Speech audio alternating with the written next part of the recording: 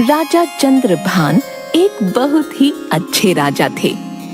उनकी 3 रानियां थी, जिनका नाम लक्ष्मी, सरस्वती और पार्वती था। सब कुछ बहुत अच्छा था, सब बहुत खुश थे। चंद्रभान के राजा बनने से उनकी प्रजा भी उनसे बहुत खुश थी। लेकिन राजा और रानियों को बस एक ही बात का दुख था कि उनकी कोई औलाद नहीं थी। राजा चंद्रभान इसी बात को सोच सोच कर परेशान रहते थे कि उनके बाद उनके राज्य का उत्तराधिकारी कौन होगा। एक दिन महाराज अपनी तीनों रानियों के साथ बैठकर कार्यक्रम देख रहे थे, जिसमें एक व्यक्ति तरह तरह की कला का प्रदर्शन करके उनका मनोरंजन कर रहा था। जब कार्यक्रम खत्म हुआ तो राजा ने उसे अपने पास बुलाया। तुमने तो समा बांध दिया, तुम्हारा नाम क्या है? महाराज, हमारा नाम है मनोरंजन। चलो दिल्ली ले चलें। अभी नहीं, फिर कभी चलेंगे। चलिए ना महाराज, दिल्ली चलते हैं, वहाँ ताजमहल भी देख लेंगे। ताजमहल तो कश्मीर में है। तुम दोनों ही गलत कह रही हो, ताजमहल तो आगरा में है। अगर मैं ना होती तो न जाने तुम दोनों का क्या होता। अरे मेरी तो सुनो। मनोरंजन जी, आप दिल्ली में रहते हैं क्या? महाराज, मैं आपके पड़ोसी मुल्क में ही रहता हूँ। और चलो दिल्ली ले चलें, मेरा तकिया कलाम है। अच्छा, मेरा भी तकिया कलाम है, चलो बाहर ले चलें। राजा के ये कहते ही सारे लोग हंसने लगे और मनोरंजन वहां से जाने लगा। तभी उसने देखा कि उसकी पत्नी और उसका एक छोटा सा बच्चा भी उसके साथ जा रहे हैं। राजा ने उसे वापस बुलाया और बहुत सा धन और स्वर्ण मुद्राएं उपहार में दिए। रात के समय, क्या हुआ महाराज, आप इतना परेशान क्यों लग रहे हैं? जब से आपने मनोरंजन के बेटे को देखा है, तब से आप उदास लग रहे हैं। पता तो है तुम्हें, मैं क्यों परेशान हूँ। तभी वहाँ बाकी रानियां आती हैं और आते ही कहती हैं, चलो चलो महाराज, हम सब घूमने चलते हैं। हाँ, चलो चलो, खूब मजा आएगा।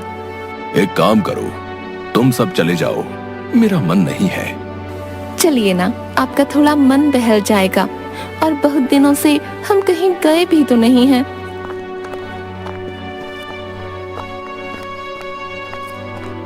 रानियों के कहने पर राजा चंद्रभान घूमने जाने के लिए राजी हो जाती हैं।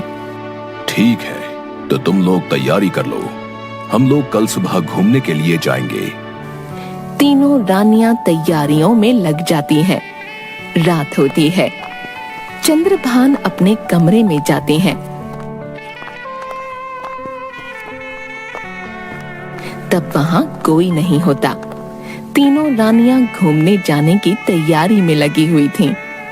चंद्रभान अपने बिस्तर पर लेट जाता है और मन ही मन सोचने लगा, मैंने कभी किसी का दिल नहीं दुखाया, हमेशा सबकी मदद की है, फिर भी न जाने भगवान मेरे साथ ऐसा क्यों करते हैं। राजा चंद्रभान यही सब सोचते सोचते सो गए। उसी रात उनके सपने में एक पंडित जी आए।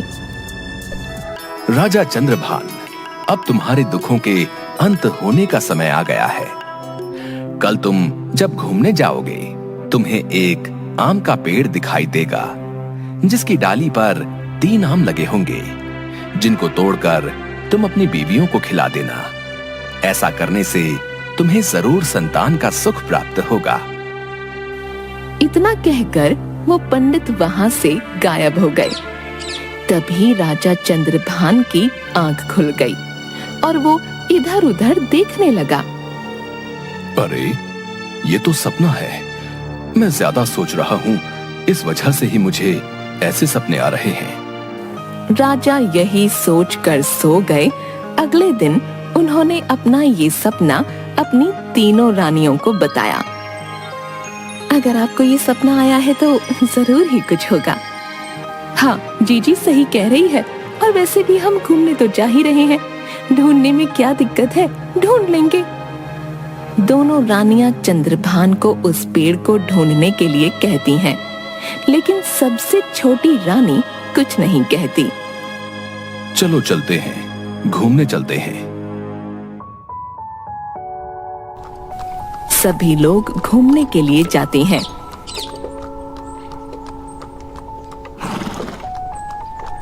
वाह वाह, कितना अच्छा लग रहा है यहाँ, बिल्कुल स्वर्ग जैसा अनुभव हो रहा है। चिड़ियों की चहचहाट, कोयल की कूक, सब कितना अच्छा लग रहा है। और नदी का ये ठंडा पानी, सब कितना अच्छा लग रहा है। सब लोग मजे कर रहे थे, लेकिन राजा चंद्रभान इधर उधर उस आम के पेड़ को ढूंढ रहे थे। उन्होंने इधर उधर देखा, लेकिन कहीं भी उन्हें वो पेड़ नहीं दिखाई दिए। वो निराश हो गए। मैं फालतू में ही इतना सोच रहा हूँ। मैं ये भूल गया था कि वो एक सपना है।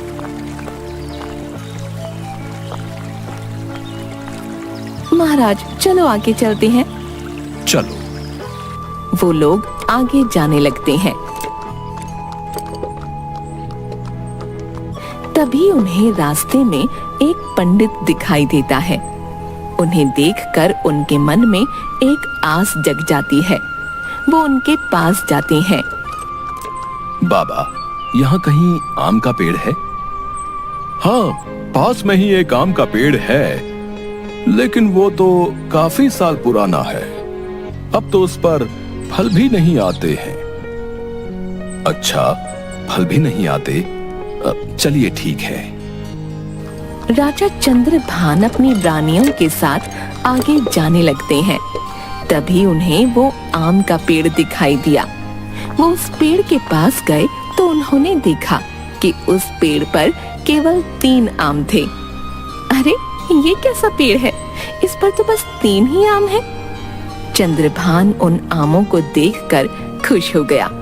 उसने तुरंत अपने सेवकों को उन आम को तोड़ने के लिए कहा। सेवकों ने आम तोड़कर राजा को दे दिए। राजा आम देखकर बहुत खुश हुए। अब मेरा पिता बनने का सपना जरूर पूरा होगा। राजा आम को अपने पास रख लेते हैं और थोड़ी देर घूमने के बाद वो लोग वापस महल आ जाते हैं। महल आने पर उन्होंने वो तीनों आम निकाले और अपनी रानियों को बुलाया। ये तीनों आम तुम तीनों खा लो। इसे खाने से तुम तीनों गर्भवती हो जाओगी। दोनों रानियों ने आम लिए, लेकिन सबसे छोटी रानी लक्ष्मी ने वो आम नहीं खाया, क्योंकि उन्हें आम बिल्कुल पसंद नहीं था और वो इन सब चीजों पर भरोसा भी नहीं करती थी। जब ये बात राजा को पता चली तो राजा बहुत गुस्सा हुए। वो इतना ज्यादा गुस्सा हो गए कि उन्होंने लक्ष्मी को अपने महल से निकाल दिया। महल से निकलने के बाद वो जंगल में अपना जीवन यापन करने लगी। कुछ दिनों बाद चंद्रभान की दोनों रानियां गर्भवती हुईं। इधर राजा की तीसरी रानी भी गर्भवती हुई और कुछ महीनों बाद तीनों रानियों ने एक एक पुत्र को जन्म दिया। लक्ष्मी के बेटे ने बड़ा होते होते कई विद्याएं ग्रहण कर लीं। एक दिन लक्ष्मी ने उसे अतीत की बात बताई और महल जाकर राजा की सेवा करने के लिए कहा। भरत अपनी माँ की बात मानते हुए महल की ओर चल दिया। प्रणाम महाराज। प्रणाम। कौन हो तुम और कहां से आए हो? महाराज, मैं यहाँ काम की तलाश में आया हूँ। ठीक है, तुम हमारी सेना में शामिल हो जाओ। जी महाराज। भरत राजा चंद्रभान की सेना में शामिल हो गया और कुछ ही दिनों में वो सेना का सेनापति बन गया। वो हर कला में निपुण था। राजा चंद्रभान उससे बहुत खुश रहते थे, लेकिन उसके दोनों बेटे करण और अर्जुन उससे बहुत जलते थे। एक दिन, भैया, इसका कुछ तो करना पड़ेगा, ऐसे तो ये धीरे धीरे महल में आ जाएगा। हाँ, सही कह रहे हो तुम। भैया, क्यों ना हम इसे मरवा दें? नहीं करण, हम ऐसा नहीं कर सकते। अगर हमने ऐसा किया तो महाराज हमें नहीं छोड़ेंगे। इसको तो किसी और तरीके से फंसाना होगा। हाँ भैया, मेरे पास एक योजना है। हम दोनों कल शिकार पर जाएंगे और वापस घर नहीं आएंगे। पिताजी हम दोनों को ढूंढने के लिए जरूर उस भरत को भेजेंगे, और जब हम नहीं मिलेंगे तो पिताजी खुद ही उसे मौत के घाट उतरवा देंगे। हाँ भैया, आप सही कह रहे हो। अगले दिन दोनों भाई शिकार के लिए निकल जाते हैं और शाम होते ही महल में उनकी मां परेशान होने लगती है। किसी तरह महाराज उन्हें समझाते हैं। रात गुजरती है और सुबह सवेरे ही वो भरत को अपने पास बुलाते हैं। सेनापति भरत, अभी जाओ और हमारे पुत्रों को ढूंढ कर लाओ।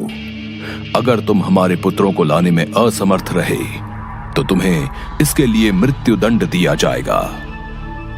महाराज, आप चिंता ना करें, मैं आपके पुत्रों को सही सलामत लेके आऊंगा। इतना कहकर भरत जंगलों की ओर निकल जाता है। बहुत दूर चलने के बाद वो जंगल में पहुंच जाता है और उन्हें ढूंढने लगता है, लेकिन उसे कहीं कोई नजर नहीं आता। ऐसे ही पूरा दिन निकल जाता है और रात हो जाती है, लेकिन वो हार नहीं मानता और आगे की तरफ बढ़ता जाता है। बहुत दूर चलने पर उसे कुछ रोशनी दिखाई देती है। वो रोशनी के पास पहुंचता है तो देखता है कि वहां एक सुंदर लड़की खिड़की से झांक रही है। कौन हो तुम? कहां से आए? चले जाओ यहाँ से, वरना वो राक्षस तुम्हें भी कैद कर लेगा। मुझ जैसे कई लोग यहाँ कैद हैं, तुम यहाँ से चले जाओ। भरत उस लड़की की बात से बिल्कुल नहीं डरा और मन ही मन सोचने लगा कि हो ना हो वो लोग भी यही हैं। तभी वो राक्षस वहां आ जाता है और उसे देख लेता है, और जैसे ही वो उसे अपनी कैद में करना चाह रहा होता है, वैसे ही आओ, मुझसे युद्ध करो, मैं तुमसे युद्ध करना चाहता हूं। जाओ जाओ यहां से, मुझसे युद्ध करना बच्चों का काम नहीं। हाँ। जादुई शक्तियों से तो कोई भी युद्ध जीत सकता है। अगर इतने बलवान हो तो बिना जादुई शक्तियों के युद्ध करो। ठीक है, मुझे मंजूर है। दोनों के बीच बहुत युद्ध होता है। कभी वो राक्षस उसे पटकता, कभी भरत उस राक्षस को पटकता। बहुत देर युद्ध चलने के बाद वो राक्षस को हरा देता है और सबको आजाद कराकर महल पहुंचता है। वो दोनों अपनी गलती के लिए उससे माफी मांगते हैं और अपनी जान बचाने के लिए शुक्रिया अदा करते हैं। साथ ही साथ राजा को पूरी बात बताते हैं। जब राजा को पूरी बात का पता चलता है, मुझे माफ कर दो, लेकिन तुमने ये सब सीखा कहां से? तुम्हारे घर वाले कौन हैं? महाराज, मैं आपकी तीसरी रानी लक्ष्मी का पुत्र हूं। उन्होंने ही आपकी सेवा के लिए मुझे यहाँ भेजा है। भरत के मुंह से बात सुनते ही राजा की आंखों में पानी आ गया, क्योंकि वो सबसे ज्यादा प्यार छोटी रानी से करते थे। उन्हें अपनी गलती का एहसास हो चुका था।